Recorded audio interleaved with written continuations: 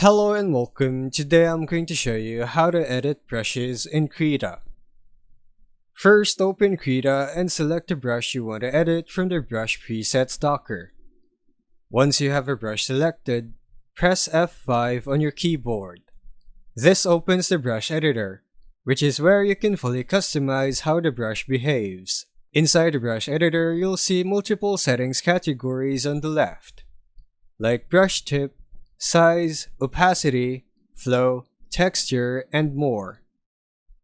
If you want to change how big the brush feels when drawing, go to the size section and adjust the curve or enable pressure sensitivity. If you want smoother or lighter strokes, adjust opacity or flow, and you can link them to pen pressure by checking the pressure option. To change the actual shape of the brush, go to brush tip. Here you can modify spacing for smoother lines or select a different brush tip entirely. Lower spacing gives smoother strokes, while higher spacing creates a more textured look. If you want texture in your strokes, go into the texture section, then adjust the strength and pattern.